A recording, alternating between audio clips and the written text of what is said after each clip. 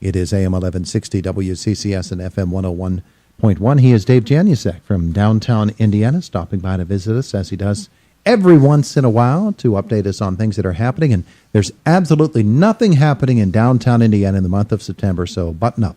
We're closing it down. We're going to close it down and give everybody a break for September. Or it could be exactly the opposite of that. It could be exactly opposite. Stay tuned for more information. So September is just chock full of stuff. I mean, I've got stuff I want to talk about on this list, and I got stuff I want to talk about on this list, and then I've got a whole list of stuff that I want to talk about. You better get to it here. So I'm going to get to it. So let's start with this Thursday. Okay, so Northern Appalachian Folk Festival starts this week. So starting Thursday night, 6:30, Indiana Theater, we'll be showing a documentary called The Last Raft. You should say next week, next Thursday. Next Thursday. Yes. That's what I say. You said this week. Oh, this next Thursday. So next Thursday, that's Todd's job here to keep me honest. So next Thursday, 6:30, Indiana Theater, free to the public. We'll be starting off NAF this year, 2016, fifth year, with a documentary called The Last Raft. Now, the interesting thing, this is a documentary. One of our themes this year is lumber heritage, which was a big part of Indiana County. So back in the 1800s, what they used to do is they used to build these large rafts. They would put all the lumber together, build a raft, and float it downstream to the mills and so on and so forth. So what they did is on March 14th, 1930, a group of people got together in Dauphin County. They were going to float a 112-foot raft 200 miles to the Harrisburg area. They had about 50 people on the raft, and what happened in a place called Muncie, Pennsylvania, on March 20th, this raft unfortunately hit a railroad pier, throwing people into the river, and 7 people drowned that day. So it's an interesting documentary. Yeah, it's not something you want to, but it's an interesting documentary about the heritage and just really what a lot of people sacrificed for the heritage of the lumber industry. So if you're feeling a little down after seeing The Last Raft on Thursday. On Thursday. Then on Friday, what can you do? On Friday, you can go to 5 different places in downtown. So what we have is our NAFTR hours. See what we did there? I do. NAFTR hours. So NAFTR hours start at 6 p.m. at Artist Hand. We've got 5 different groups playing from 6 o'clock at night until 9 o'clock at night throughout downtown. We come back Saturday after the shows and start it again at 7 o'clock and go all the way till 10 o'clock. So you can see 5 different bands on Friday night, 5 different bands on Saturday night, and that's not to include the 18 bands you can see sandwiched in between on Saturday and Sunday for NAF. So there's that's just before September gets underway. That's the first week. Just mark it off. It off. Next weekend, you're busy listening to music. Listening to music and learning about lumber. We'll also have the Woodmobile. The Woodmobile. The Woodmobile. This is not something from the Flintstones. This is the Woodmobile, and it's with the Department of Agriculture. We actually had waited a year to get this exhibit to come to Indiana. Again, talking about the heritage of the lumber industry. So it's about a 30-foot interactive trailer that will be here on Philadelphia Street. So you can kind of start on one end and you walk through it and really delve in a little bit to the heritage of what made Indiana County, along with coal.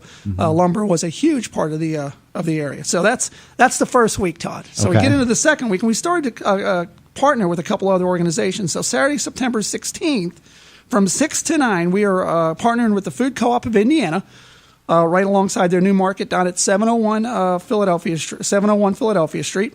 So what they're doing is they're doing outside in the IMRC park, they're doing a farm-to-table dinner. So it's kind of a neat little thing. Nick Karras and Laurie Kuzneski are going to be cooking up some gourmet that's all organic. They're going to bring it out. So there's tickets available for that. So you're going to set up tables along the street? Yeah, set them up right in the middle of the street. In the middle of the street. In the middle of the street. Farm to table, you go there and have your dinner. Have your dinner. It's going to be, I hear it's going to be something you don't want to miss. And that's 6 to 9 p.m. on the 16th. 6 to 9 p.m. on the 16th. So we're up to the 16th. We're halfway through the month. We've already got a lot to do. So after that, we're also partnering with the S&T Bank to do the best slice of Indiana. So that's going to happen on September 26th from 5 to 7 o'clock. So what you're going to do, we have live music. So you come down and get some live music, and we'll have about a dozen or so pizza shops from the downtown and Indiana area. So you'll come in, pay a ticket, vote on your favorite pizza, and someone will be awarded best slice of downtown. The interesting thing about this is all to benefit ICAP and their Power Pack lunches. Okay. So this is something that we've also sat down with S&T and said, how can we partner? So we're almost halfway through the month. And don't forget, at the end of the month, if you still haven't enough to eat, we've got something to drink. We do our Oktoberfest, September 30th, 3 to 6 p.m. VIP starts at 2 o'clock. That's in the old Borough Building lot on North 7th. So I'm going to just make it real easy. All of this information, feel free to give us a call, 724-463-6110, or watch our Facebook page. Talks about all these different events that are going on just in the month of September. Amazing. This will be a light month for us. All right, let's get back to the Northern Appalachian Folk Festival, or Appalachian. We'll say it correctly. The Northern Appalachian. Northern Appalachian. All right. There are some tremendous musical acts that are associated with this. We sort of, because we have so much to talk about, we went through them pretty quickly. Right. But you've got some, Slim Jim Phantom is he's no small guy. No, he's not. He's kind of slim. Yeah. And he's a phantom, but he's not a small guy. In the entertainment industry, he's a big name. He's a big name. He was with a group you may have heard of called the Stray Cats. So there's Brian Seltzer and Slim Jim, and they both kind of went their separate ways. His separate way is going to land him here in Indiana County. Come September 9th. He's going to close out our show at 7 o'clock.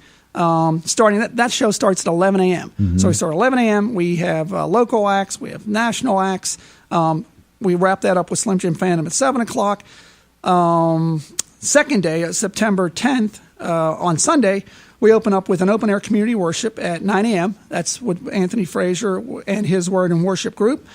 That all wraps up at 5 o'clock with Commander Cody on Philadelphia Street. So there's some pretty big acts, and in the middle there's a bunch of regional acts and some other local acts. We've got everything from rockabilly again to bluegrass to some little bit of rock and roll in there, to some worship on Sunday. So there's definitely everything that you can imagine, and food. You imagine that Commander Cody drives a Lincoln? I think he does, a hot rod Lincoln. Okay. He's going to... Just wondering. But part of the folk festival as well is after the music and after all of the food and everything, there are specific crafts that you probably are not going to find at any other type of festival. And every one of our crafts, we've got about 40 different vendors joining us for those 2 days. Every craft, one of the things on the most important thing on the application is it has to be made in the Northern Appalachian region, and it can't be manufactured in a factory. So you're going to see some real quality stuff. From the food that's coming to the different crafts, a lot of homespun stuff, soaps, honeys. The list goes on and on and on. So that'll also be on Philadelphia Street. So we're hoping to pack, the 500 to 700 block with a lot of different activities, and then on top of that, we have workshops. Yeah. So if you're not into the fun part and you want to learn, we got that for you too. You come down and learn about just about anything that happens here in the Northern Appalachian region. You're not into the fun stuff. That's fun for people. That's fun for a lot of people. Sure. All right. He is Dave Janusek, Downtown Indiana. So all of those different things that you've been talking about, my goodness, the month of September is extremely busy. A little busy this month. Indiana. Yeah. And of course, we need to highlight the fact as well that folks are sending in their bid. That's correct. The bid ballots. That balloting closes. The 45-day window closes on the 18th. And again, I've talked about it before. A lot of this happens because of money that's raised through the bid, along with a lot of the other things we do as far as membership, donations, and sponsorships. But now you're not allowed to look at them yet. No, no. About 50 people have sent in. Right, already. We got about 50 or so ballots have come in. That's out of how many? We sent out about a little bit over 200. A little bit over 200. So about a quarter of them are in. Quarter of them are in. Those are being mailed to the borough building. The borough secretary keeps them, in a file, and then we'll look at them on the 18th, and then we'll hopefully have a reinstated bid come the 19th of this month. Because you're going to present it to council the next night. Correct. Then council will advertise it for the 30-day because it will become an ordinance. So they won't vote. It'll be October. Probably October, November, they would vote on on whether or not to pass it. Yeah, okay. Into ordinance. So that process goes on, and we just mentioned that as a reminder to those folks who live and have gotten one of those letters that they need to pay attention to that. About a quarter have gotten them in, which means 3/4 have yet to respond. You've got some time. That is correct. And if by any chance you have not received one and you are a property owner within that bid boundary, the idea boundary, let us know. We'll run you one over. Sometimes the mail gets a little screwed up and ends up in the wrong box. But we've not had a whole lot of those. I think we did a good job with cleaning the list, making sure the right postage went to the right places, to the right people. All right, very good. Folks want to know more about it. Obviously, they can contact you at the office, correct? That's correct. 724-463-6110, or just stop in. Love to sit down and chat with you, and You can show them the new place. come down on a weekend, and I'm sure we'd find something we can do here in downtown Indiana for sure. There you go. Next weekend might be a little bit busy, though. A little bit, starting Thursday night with The Last Raft, 6:30 at the Indiana Theater. That's free to the public.